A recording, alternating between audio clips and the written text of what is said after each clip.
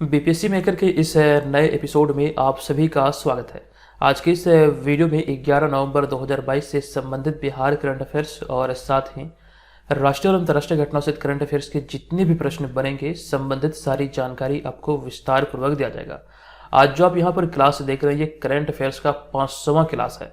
तो इस अवसर पर आपके लिए, आप सभी छात्रों के लिए एक ऑफर आया है बीपीएससी मेकर ऐप पर। इसकी डिटेल जानकारी आपको इस वीडियो में दिया जाएगा। अब यहाँ पर हम बात करें आगे, तो आपको ध्यान रखना इस श्रृंखला के सारे वीडियो आपके बिहार के सभी प्रतियोगी परीक्षाओं के दृष्टिकोण से समान रूप से उपयोगी है। तो निसंदेह यहाँ से अपनी तैयारी को आप बेहतर तरीके से कर सकते हैं। चलिए, अब यहाँ पर हम आ चुके हैं पिछले वीडियो के प्रश्न पे। ये प्रश्न आपसे पिछले वीडियो में पूछा गया था। प्रश्न था कि हाल ही में केंद्रीय शिक्षा मंत्रालय द्वारा जारी बहुप्रतीक्षित performance grading index 2020-21 index report 2020-21 में बिहार को किस लेवल में रखा गया है। संबंधित सारी जानकारी यहाँ से आपको विस्तार पूर्वक दिया गया था और आपको मैंने बताया था कि लेवल 5 में बिहार को रखा गया है। और इसके साथ कुल मिला के हम बात करें तो 6 राज्य इसमें शामिल है लेवल 5। तो ऑप्शन नंबर डी यहाँ पर इस प्रश्न का हमारा राइट आंसर था। कोशिश कीजिए कि जो भी प्रश्न आप लोगों से पूछे जाए आप लोग से कमेंट बॉक्स में लिखें और सारी जानकारी विस्तार पूर्वक लिखें। विस्तार से लिखने का फायदा ये होता है कि चीज़ों को आप लंबे समय तक याद करने में सक्षम हो पाते हैं। तो इन सारे बातों का यहाँ से आपको ध्यान रखना है। हमारे सभी मटेरियल को आप बीपीएससी मेकर ऐप के थ्रू डाउनलोड कर पाएंगे। चलिए, अब यहाँ पर हम आ चुके हैं आज के इस वीडियो के पहले और सबसे महत्वपूर्ण प्रश्न पे। ये प्रश्न है कि टोक्यो जापान में, जापान का धन है टोक्यो। तो यहाँ पे प्रश्न पूछा गया कि टोक्यो जापान में आयोजित पैरा बैडमिंटन वर्ल्ड चैंपियनशिप 2022 के सिंगल्स में बिहार के प्रमोद भगत ने स्वर्ण पदक जीता है। बताएं कि वे किस जिले से संबंधित है, बिहार के किस जिले से उनका संबंध है। ऐसे में इस प्रश्न का राइट आंसर हो जाएगा ऑप्शन नंबर ए, यानी कि वैशाली जिला। वैशाली जिला के हाजीपुर से इनका संबंध है। तो ऐसे में ऑप्शन नंबर ए यहाँ पर इस प्रश्न का राइट आंसर होगा। और यहाँ पर इस साइड में आप प्रमोद भगत को देख रहे हैं। आपको जानकारी दे दूं कि टोक्यो पैरालंपिक के स्वर्ण पदक विजेता व वर्ल्ड चैंपियनशिप में 11 पदक जीतने वाले खिलाड़ी प्रमोद भगत ने टोक्यो में आयोजित पैरा बैडमिंटन वर्ल्ड चैंपियनशिप 2022 के सिंगल्स में अपनी प्रतिद्वंदी को फाइनल्स में हराकर स्वर्ण पदक अपने नाम किया है। ये आपको ध्यान रखना, इन्होंने अभी हाल ही में यहाँ पर सिंगल्स में, अगर हम बात करें एकल प्रतियोगिता में, तो फाइनल में हराकर इन्होंने स्वर्ण पदक अपने नाम किया। लेकिन वहीं पे एक कैटेगरी और भी है जहां पर इन्होंने रजत पदक, यानी कि डबल्स में इन्होंने रजत पदक अपने नाम किया है। इस पॉइंट को यहाँ पर लिखा गया। वहीं डबल्स में इंडोनेशिया को हराकर रजत पदक जीतकर अंतर्राष्ट्रीय स्तर पर बिहार और देश को गौरवान्वित किया है। ये यहाँ से आपको दोनों जानकारी ध्यान रखना है, स्वर्ण और सिल्वर, यानी कि गोल्ड और सिल्वर, अर्थात स्वर्ण और रजत दोनों पदक यहाँ पर इन्होंने अपने नाम किया है। और सबसे मोस्ट इंपॉर्टेंट पॉइंट ये भी है कि अभी हाल ही में इसका जो कह सकते हैं पैरा बैडमिंटन वर्ल्ड चैंपियनशिप 2022 आयोजित हुआ है, ये जापान की राजधानी टोक्यो में आयोजित हुआ है। ये आपको यहाँ से ध्यान रखना है। और इस वाले पॉइंट में जो हमने लिखा है कि टोक्यो पैरालंपिक, यानी कि टोक्यो 2020 जो आयोजित हुआ था 2021 में, वहां पर उन्होंने पैरालंपिक्स वर्ग में स्वर्ण पदक अपने नाम किया था।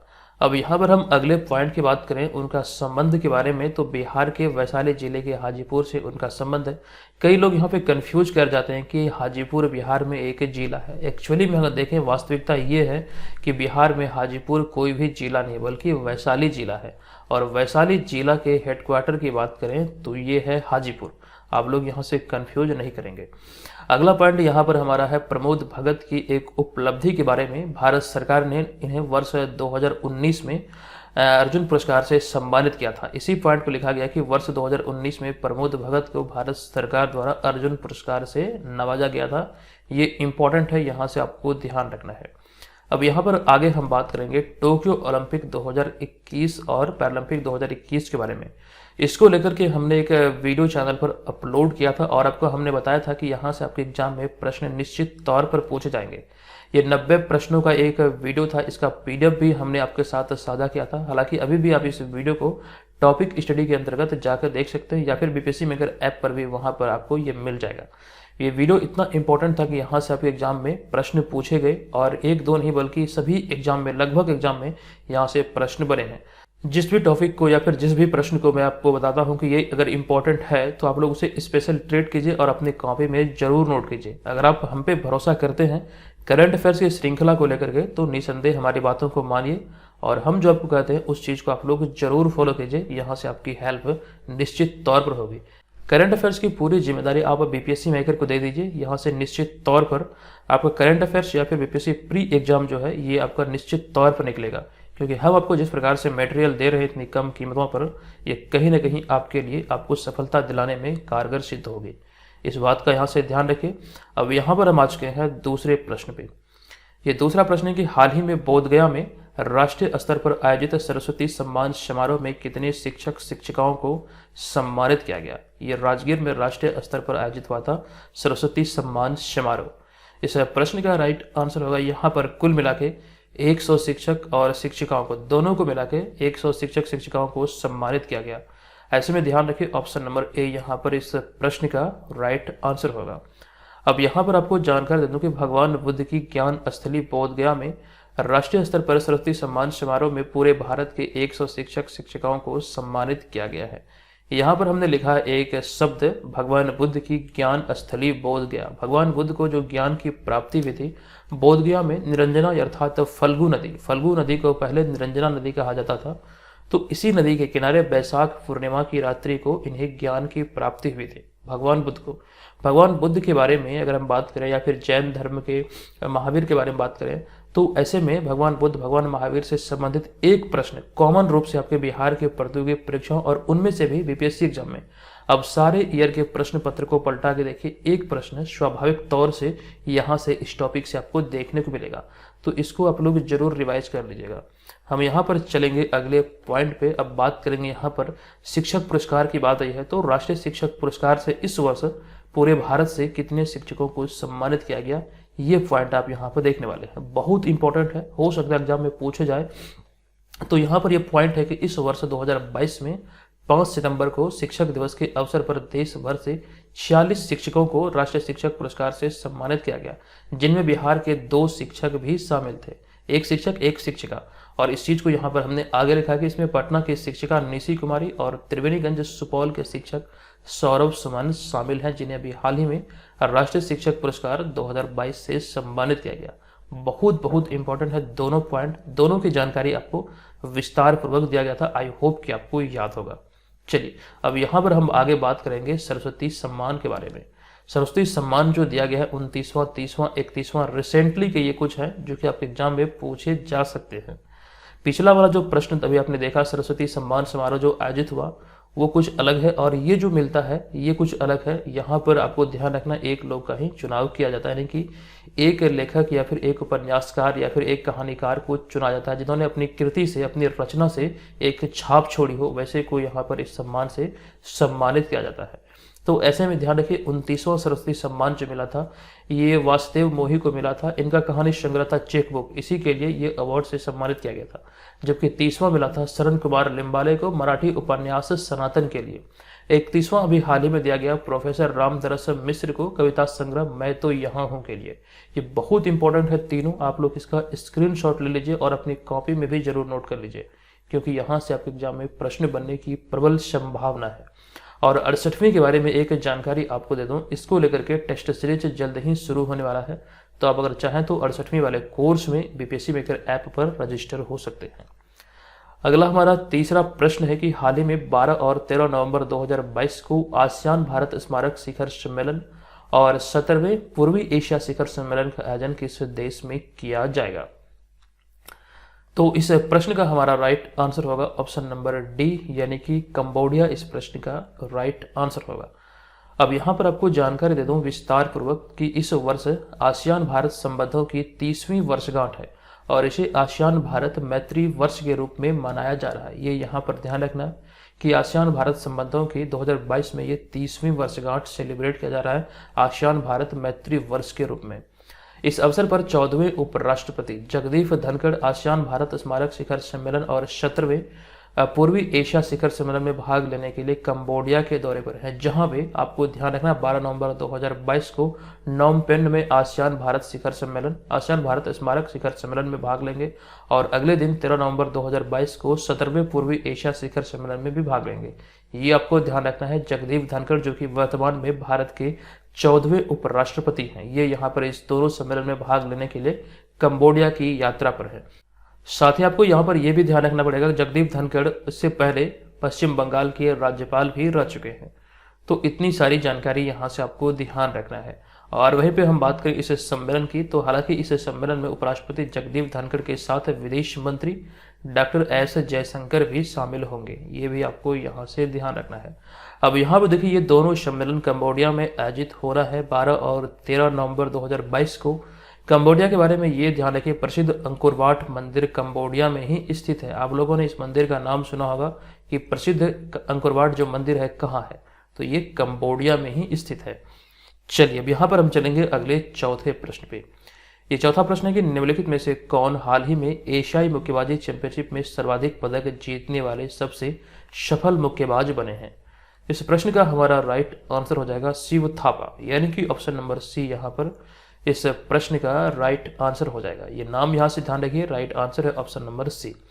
अब यहाँ पर आपको विस्तृत जानकारी दे दूं कि हाल ही में जॉर्डन के अमान में आयोजित एशियाई मुक्केबाजी चैंपियनशिप में शिव थापा ने क्वार्टर फाइनल में 63.5 किलोग्राम वर्ग में दक्षिण कोरिया के मिनसू चेई को 4-1 से हराया है और इसके साथ ही उन्होंने कम से कम एक कांस्य पदक सुनिश्चित किया है। इस आधार पर आपको ध्यान रखना है कि सर्वाधिक पदक जीतने वाले सबसे सफल मुक्केबाज बने हैं शिव थापा। ये सुनिश्चित नहीं है कि कांस्य पदक ही रहेगा, ये सिल्वर या फिर गोल्ड में भी तब्दील हो सकता है, लेकिन यहाँ पर हम बात करें सर्वाधिक मेडल जीतने की, यानी कि यहाँ पर ये सुनिश्चित हो चुका है। क्वार्टर फाइनल जीतने के बाद ये सुनिश्चित हो गया कि कम से कम कांस्य पदक शिव थापा के नाम अवश्य आने वाला है। इस आधार पर लिखा गया कि सबसे अधिक पदक जीतने वाले कह सकते हैं सबसे सफल मुक्केबाज बने हैं एशियाई मुक्केबाजी चैंपियनशिप में, इनका नाम है शिव थापा। और वहीं पे हम बात करें अगले पॉइंट की, तो यह एशियाई मुक्केबाजी चैंपियनशिप में उनका छठा पदक है और वे चैंपियनशिप में सर्वाधिक पदक जीतने वाले सबसे सफल मुक्केबाज बन गए। इसी पॉइंट को यहाँ पर पुनः लिख दिया गया है। हम यहाँ पर अगले पॉइंट की बात करें तो अब 63.5 किलोग्राम के सेमीफाइनल में शिव थापा का सामना ताजिकिस्तान के बाखुदुर उस्मानोव से होगा, जो कि अगर यहाँ पर ये विजेता रहते हैं तो ये सिल्वर मेडल के हकदार होंगे और वहीं पे फाइनल में अगर ये जीतते हैं तो गोल्ड मेडल के हकदार होंगे। निश्चित तौर पर एक मेडल इनके नाम सुनिश्चित हो चुका है, तो ऐसे में इसी पॉइंट को लिखा गया है कि सबसे अधिक मेडल इन्होंने अपने नाम किया है। हम अगले पॉइंट की बात करें तो ये किस राज्य से संबंधित है, इनका जन्म कहाँ हुआ, तो ऐसे में ध्यान रखिए उनका जन्म यानी कि शिव थापा का जन्म 8 दिसंबर 1993 को गुवाहाटी असम में हुआ। वे असम के रहने वाले हैं। तो इतनी सारी जानकारी यहाँ से आपको ध्यान रखना है। अब यहाँ पर हम चलेंगे अगले 5वें प्रश्न पे। ये 5वां प्रश्न है कि निम्नलिखित में से कहाँ 7 से 9 नवंबर 2022 तक विश्व यात्रा बाजार यानी कि वर्ल्ड ट्रेवल मार्केट का आयोजन किया गया था। तो इसका राइट आंसर होगा ब्रिटेन के लंदन में, यानी कि ऑप्शन नंबर डी यहाँ पर इस प्रश्न का राइट आंसर हो जाएगा। अब यहाँ पर आपको विस्तृत तौर पर जानकारी दे दूं कि 7 से 9 नवंबर 2022 तक विश्व यात्रा बाजार यानी कि वर्ल्ड ट्रेवल मार्केट का आयोजन लंदन ब्रिटेन में किया गया। अब यहाँ पर अगर हम इसकी बात करें तो यह वर्ल्ड ट्रेवल मार्केट सबसे बड़ी अंतर्राष्ट्रीय यात्रा प्रदर्शनियों में से एक है, जो कि आपको ध्यान रखना है हाल ही में ये लंदन में आयोजित किया गया। और बात करें भारत के दृष्टिकोण से तो केंद्रीय पर्यटन मंत्रालय भारत सरकार ने भारत में अंतर्राष्ट्रीय पर्यटन को बढ़ावा देने के लिए इस वर्ल्ड ट्रेवल मार्केट 2022 में भारत का प्रतिनिधित्व किया है। जबकि भारत के प्रतिनिधित्व की बात करें तो भारत की तरफ से जो भारतीय मंत्रिमंडल या फिर प्रतिनिधि मंडल का नेतृत्व किया गया, ये पर्यटन विभाग के सचिव अरविंद सिंह द्वारा किया गया है। ये भी आपके लिए इंपॉर्टेंट हो सकता है। सारे जो तथ्य यहाँ पर मैं आपको दे रहा हूँ ये अपने आप में महत्वपूर्ण है। और यहाँ पर हमने इसके थीम के बारे में लिखा है कि इस वर्ष 2022 में ये विश्व यात्रा बाजार या फिर वर्ल्ड ट्रेवल मार्केट का थीम क्या है। तो इस वर्ष 2022 का थीम है the future of travel start now, यानी कि यात्रा का भविष्य अब शुरू होता है। ये इस वर्ष 2022 का थीम है। नोट कर लीजिएगा, बहुत बहुत इंपॉर्टेंट है, एग्जाम में पूछे जा सकते हैं। नेक्स्ट है छठा प्रश्न होगा कि हाल ही में लिखित पुस्तक विनिंग द इनर बैटल के लेखक निम्नलिखित में से कौन है। ये पुस्तक हाल ही में लिखी गई, इसके लेखक हैं शेन वाटसन, यानी कि ऑप्शन नंबर डी यहाँ पर इस प्रश्न का राइट आंसर हो जाएगा। अब यहाँ पर आपको जानकारी दे दूं कि हाल ही में लिखित पुस्तक विनिंग द इनर बैटल के लेखक शेन वाटसन है, जो कि एक पूर्व ऑस्ट्रेलियाई क्रिकेटर है और ये ऑलराउंडर थे। अब यहाँ पर आप भारतीय क्रिकेटरों द्वारा लिखित प्रमुख पुस्तकों की जानकारी देखने वाले हैं, जो कि हमने आपके साथ साझा किया है। ये प्रमुख आत्मकथा भारत के जो महान क्रिकेटरों द्वारा लिखा गया है। ये टॉपिक जो है ये बहुत इंपॉर्टेंट है, आपके एग्जाम में यहाँ से प्रश्न बने हैं। तो ऐसे में ध्यान रखिए, आत्मकथा सनी डेज के जो लेखक हैं ये सुनील गावस्कर हैं। खुद इन्होंने अपनी आत्मकथा लिखी है सनी डेज के नाम से, सुनील गावस्कर जी ने। वहीं पे हम बात करें star gazing the player in my life के जो लेखक है ये है रवि शास्त्री। बात करें अगले पॉइंट में फ्लेइंग इट माई वे के लेखक हैं सचिन तेंदुलकर। हमारा अगला है 281 यानी कि 281 एंड बियॉन्ड के लेखक हैं वीवीएस लक्ष्मण। अगला है a century is not enough, इसके लेखक हैं सौरव गांगुली। साथ ही साथ the state of my life from cricket to cancer and back के लेखक हैं युवराज सिंह। ये मतलब कुछ प्रमुख पुस्तक है या फिर प्रमुख आत्मकथा है जो कि भारत के महान क्रिकेटर हस्ती के द्वारा लिखा गया है। तो सभी को आप लोग यहाँ से नोट कर लीजिएगा, आप चाहे तो इसका स्क्रीनशॉट भी जरूर ले सकते हैं। चलिए अब यहाँ पर हम चलेंगे ऑफर की ओर। जो जानकारी हमने आपको दिया था कि आज आप जो क्लास देख रहे हैं ये करंट अफेयर्स का 500वां क्लास है और इस अवसर पर करंट अफेयर्स कोर्स में एक भारी डिस्काउंट आया है। ये अब तक का सबसे बड़ा डिस्काउंट है।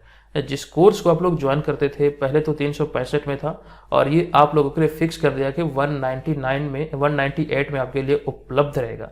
लेकिन ये ऑफर पीरियड के दौरान सबसे पहले ये ध्यान रखें, ये ऑफर जो आपके लिए वैध है ये 12 नवंबर को यानी 12 नवंबर 2022 को मध्य रात्रि तक ये ऑफर वैध है। इस ऑफर पीरियड के दौरान अगर आप इसे ज्वाइन करेंगे तो करंट अफेयर्स का पूरा पैकेज 2021 का पूरा करंट अफेयर्स मिल जाएगा। मंथली हो गया, डेली हो गया, स्पेशल कुछ वीडियो आए हैं वो सारी चीज़ें। और साथ ही साथ जिस दिन आप इसे ज्वाइन करेंगे यानी कि अगर आप इसे आज ज्वाइन करते हैं तो अगले 1 वर्ष के लिए ये आपके लिए वैलिड रहेगा। यानी कि एडिशनल तौर पर 2022 का पिछला आपका सारा मिल जाएगा, 2021 का भी सारा मिल जाएगा और साथ ही साथ जब से आप ज्वाइन करेंगे तब से अगले 1 वर्ष की अवधि के लिए मात्र और मात्र आपको 100 रुपया ही पे करना है।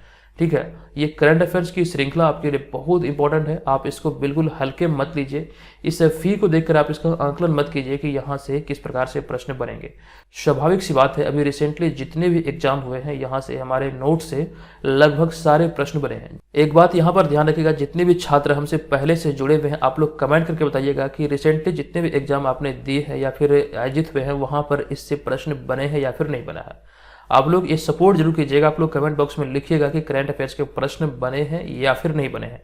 अपनी राय कमेंट बॉक्स में लिखिएगा, क्योंकि मैं जहां तक देख रहा हूं मैंने आपको प्रूफ भी बहुत बार दिया है, लगभग सारे प्रश्न आपके एग्जाम में बने हैं। तो इस ऑफर का लाभ आप लोग जरूर उठाइएगा। इस ऑफर पीरियड के दौरान अगर आप इसे ज्वाइन करेंगे तो केवल और केवल आप 100 रुपये में ही इसका लाभ उठा पाएंगे। और सबसे बड़ी बात यहाँ पर यह भी है, इसमें एक कंडीशन है। कंडीशन यह है कि ये ऑफर सिर्फ और सिर्फ 500 छात्रों के लिए ही उपलब्ध है। अगर आप इस ऑफर का लाभ लेना चाहते हैं तो जल्दी से इस ऑफर को ज्वाइन कीजिए, क्योंकि यहाँ पर ये तुरंत ही फुल हो जाएगा। करंट अफेयर्स की श्रृंखला के अंतर्गत हमारे जो पेड स्टूडेंट है ये लगभग 28,000 स्टूडेंट हमारे पेड स्टूडेंट है करंट अफेयर्स में सिर्फ और सिर्फ। तो आप भी इसमें शामिल होना चाहते हैं तो आप इसे जरूर ज्वाइन कीजिएगा। चलिए अब यहाँ पर हम चलेंगे अगले प्रश्न की ओर, लेकिन उससे पहले 68वीं वाले कोर्स अगर आप ज्वाइन करेंगे तो वहाँ पर भी ये करंट अफेयर्स की श्रृंखला आपके लिए इंक्लूड है। आप वहाँ पर इसका भरपूर लाभ उठा सकते हैं। और साथ साथ अदर सेक्शन से जो मटेरियल आपको दिया जाना है इनमें से बहुत सारा PDF अपडेट भी हो चुका है, प्रीवियस ईयर पेपर भी अपडेट हो चुका है। आप लोग वहाँ पर जाइए, वहीं पर आपको सारा चीज़ दिखेगा। कोई जानकारी चाहिए तो इस नंबर पर कॉल या व्हाट्सअप भी कर सकते हैं। चलिए अब यहाँ पर हम लोग चर्चा कर रहे थे क्रिकेट की। तो क्रिकेट की जो सर्वोच्च संस्था है यह है ICC। ICC के बारे में ध्यान रखिए, ICC का पूरा नाम होता है इंटरनेशनल क्रिकेट काउंसिल। और ICC के सिद्धांत के बारे में आपको ध्यान रखना है कि ICC का सिद्धांत होता है अच्छाई के लिए क्रिकेट। ICC की स्थापना हुई थी 15 जून 1909 को। ICC का मुख्यालय दुबई संयुक्त अरब अमीरात में है। वर्तमान में ICC के सदस्य देश हैं 108। आधिकारिक भाषा है अंग्रेजी। ICC के चेयरमैन की बात करें तो ग्रेग बार्कले हैं जो कि न्यूजीलैंड के हैं। और ICC के CEO है जोफ एलाडिस और ये ऑस्ट्रेलिया के हैं। ये यहाँ से आपको ध्यान रखना है, ग्रेग बार्कले हैं जो कि न्यूजीलैंड के हैं, आप लोग यहाँ पर ऐड कर लीजिएगा। चलिए हम यहाँ पर चलेंगे अगले पॉइंट में। पिछले वीडियो में हमने आपको जानकारी दिया था ICC के हॉल ऑफ फेम के बारे में। जो सम्मान दिया जाता है ICC की तरफ से, ये ICC का सबसे बड़ा सम्मान है। तो ऐसे में अब तक 6 भारतीय क्रिकेटरों को यह सम्मान दिया जा चुका है। ये जानकारी हमने आपके साथ साझा किया था, आप लोग पुनः से यहाँ पर इसे देख लीजिए कि 2009 में 3 क्रिकेटर बिशन सिंह बेदी, कपिल देव और सुनील गावस्कर को यह सम्मान दिया गया। 2015 में अनिल कुंबले, 2018 में राहुल द्रविड़ और 2019 में रिसेंटली सचिन तेंदुलकर को ये अवार्ड दिया गया है। और इस वर्ष 2022 में 3 क्रिकेटर को ये कह सकते हैं ये अवार्ड से सम्मानित किया गया, जिसमें कि एक इंग्लैंड की महिला क्रिकेटर है और साथ ही साथ पाकिस्तान और एक वेस्ट इंडीज के। ये जानकारी हमने कल वाले वीडियो में आपको दिया था, आप यहाँ पर तीनों को इस इमेज में देख सकते हैं। हमारे यहाँ पर अगला 7वां प्रश्न है कि हाल ही में केरल के शोधकर्ताओं ने एक नई प्रजाति एपिस करीन जोडियन की खोज की है। बताएं कि यह किसकी प्रजाति है। आप यहाँ पर शायद इमेज को देखकर समझ चुके होंगे। इसका राइट आंसर होगा यह एक मधुमक्खी की प्रजाति है, यानी कि ऑप्शन नंबर ए यहाँ पर इस प्रश्न का राइट आंसर हो जाएगा। अब यहाँ पर आपको विस्तृत तौर पर जानकारी दे दूं कि केरल के शोधकर्ताओं ने मधुमक्खी की एक नई प्रजाति की खोज की है, और इस प्रजाति के बारे में अगर हम कुछ पॉइंट की बात करें तो 200 से अधिक साल के बाद खोजी गई इस प्रजाति का नाम एपिस करीन जोडियन रखा गया है, जिसका सामान्य नाम है इंडियन ब्लैक हनी बी। ये इसका सामान्य नाम है, ध्यान रखिए, इंडियन ब्लैक हनी बी। और आपको ध्यान रखना है कि शोधकर्ताओं ने जो इस मधुमक्खी की नई प्रजाति खोजी, इसका नाम दिया गया एपिस करीन जोडियन।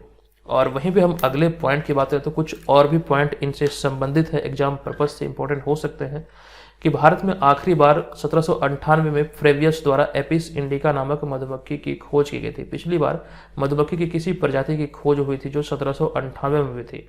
और आपको ध्यान रखना है कि एपिस इंडिका नामक मधुमक्खी की खोज हुई थी।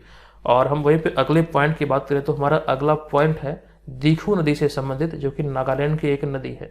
इस नदी के बारे में हमने आपको जानकारी दिया था कि हाल ही में दीखू नदी मोकोकुचुंग नागालैंड में मछली की एक नई प्रजाति खोजी गई है, और इस नई प्रजाति को नाम दिया गया था इस नदी के नाम पर ही, पैथिया दीखू एनिन्स। ये आपको यहाँ से ध्यान रखना है। ये नागालैंड की एक नदी है दीखू नदी, और यहीं पर कह सकते हैं मछली की नई प्रजाति मिले थे। ये सारे आपके लिए इंपॉर्टेंट हो सकते हैं, नोट कीजिएगा। बहुत बहुत जानकारी यहाँ से आपके एग्जाम में पूछे जा सकते हैं। अगला 8वां प्रश्न है कि निम्नलिखित में से किस राज्य ने 9 नवंबर 2022 को अपनी स्थापना का 22वां साल पूरा किया है। अब यहाँ से इस प्रश्न को लेकर आप लोग कंफ्यूज कर सकते हैं। ये प्रश्न को इसीलिए हमने यहाँ पर इस प्रकार से लिखा है कि अभी हाल ही में 9 नवंबर 2022 को किस राज्य ने अपनी स्थापना का 22वां साल पूरा किया है। लेकिन यहाँ पर आपको ये समझना पड़ेगा, अब अपनी स्थापना का 22वां साल पूरा करते हुए 23वां स्थापना दिवस मनाया गया है। आपको थोड़ा सा कन्फ्यूजन हो, इस वजह से हमने यहाँ पर इस चीज़ को लिखा। ध्यान से इसे वीडियो को पॉज करके समझिएगा कि अपनी स्थापना का 22 वर्ष अभी हाल ही में उत्तराखंड ने पूरा किया है, और 23वां स्थापना दिवस मनाया, यानी कि 23वें वर्ष में प्रवेश किया है।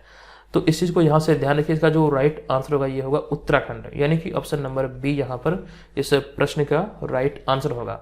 अब यहाँ पर इस प्रश्न से रिलेटेड कई सारी जानकारी आपको याद रखना है। सबसे पहला पॉइंट यह है कि उत्तराखंड की स्थापना 9 नवंबर सन 2000 को हुआ था, और हाल ही में 9 नवंबर 2022 को उत्तराखंड अपनी स्थापना के 22 साल पूरा किया और 23वां स्थापना दिवस मनाया है। सबसे बड़ा पॉइंट यही यहाँ से आप ध्यान रखेंगे, क्योंकि यहाँ से हो सकता है आपको कन्फ्यूजन क्रिएट हो। हमारा अगला पॉइंट है उत्तराखंड को देवताओं की भूमि या फिर देवभूमि के भी नाम से जाना जाता है, और उत्तराखंड का जो गठन हुआ था सन 2000 ईस्वी में 9 नवंबर 2000 को, उस समय इसका नाम जो दिया गया था ये उत्तरांचल नाम दिया गया था, या फिर उत्तरांचल नाम रखा गया था। लेकिन स्थापना के कुछ वर्षों के बाद वर्ष 2007 में आपको ध्यान रखना है कि इसे नया नाम मिला उत्तराखंड। ये आपको ध्यान रखना है, स्थापना के इसमें उत्तरांचल नाम था, लेकिन वर्ष 2007 में इसे नया नाम मिला उत्तराखंड के रूप में। हमारा अगला पॉइंट जो मोस्ट इंपॉर्टेंट पॉइंट है कि भारत का पहला राष्ट्रीय उद्यान 1936 में हैली नेशनल पार्क के रूप में स्थापित किया गया था, और इसे जिम कॉर्बेट राष्ट्रीय उद्यान के रूप से अब जाना जाता है, जो कि उत्तराखंड के नैनीताल जिले में स्थापित है। ये यहाँ से आपको ध्यान रखना है। भारत का पहला राष्ट्रीय उद्यान 1936 में हैली नेशनल पार्क के रूप में यहीं पर स्थापित हुआ था, जिसे कि अब जिम कॉर्बेट राष्ट्रीय उद्यान के नाम से जाना जाता है। अब यहाँ पर अगले पॉइंट में हमने आपको उत्तराखंड की जनजातियों के बारे में जानकारी दिया, क्योंकि यहाँ पर बीपीएससी एग्जाम में इस तरह के भी प्रश्न देखने को मिलता है। तो इनमें आपको ध्यान रखिए जौसरी, थारू, भोटिया, बुक्सा, जाड़, राजी, बना, रावत, ये कुछ प्रमुख जनजातियां हैं जो कि उत्तराखंड में पाई जाती हैं। चलते हैं यहाँ पर अगले 9वें प्रश्न पे। ये 9वां प्रश्न है कि हाल ही में खबरों में रहा टॉफी कार्यक्रम का संबंध किस राज्य से है। टॉफी कार्यक्रम का संबंध जो है ये आपको ध्यान रखना है हरियाणा से है। ऐसे में ऑप्शन नंबर डी यहाँ पर इस प्रश्न का राइट आंसर हो जाएगा। अब ये कार्यक्रम क्या है, सबसे पहले यहाँ पर ये ध्यान रखें कि हाल ही में हरियाणा वन विभाग और अमेरिकी अंतर्राष्ट्रीय विकास एजेंसी यानी कि यूएसएआईडी ने रोहतक में trees outside forest in India अर्थात टॉफी कार्यक्रम शुरू किया है। Trees outside forest in India अर्थात टॉफी कार्यक्रम की शुरुआत की है। अब यहाँ पर ध्यान रखिए इसका उद्देश्य क्या है। ये trees outside forest in India, इस नाम को देखकर या फिर इस नाम को सुनकर भी आप यहाँ पर इसका अर्थ निकाल सकते हैं, इसका अर्थ क्या होगा या फिर इसका उद्देश्य क्या होगा।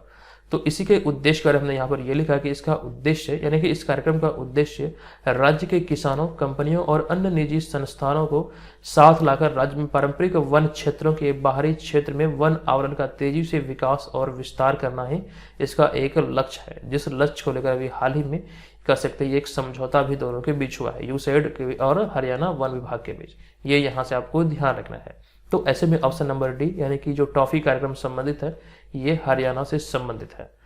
चलते हम यहाँ पर अगले 10वें प्रश्न पे।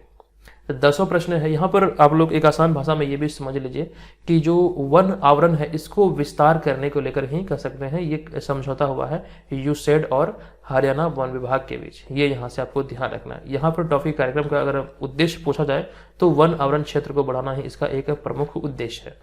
अब यहाँ पे देखिए हम आज के हैं अगले 10वें प्रश्न पे। ये प्रश्न की हाल ही में 53वां भारतीय अंतर्राष्ट्रीय फिल्म महोत्सव कहाँ आयोजित किया जाएगा? तो ये आयोजित होने वाला है गोवा में, यानी कि ऑप्शन नंबर ए यहाँ पर इस प्रश्न का राइट आंसर हो जाएगा।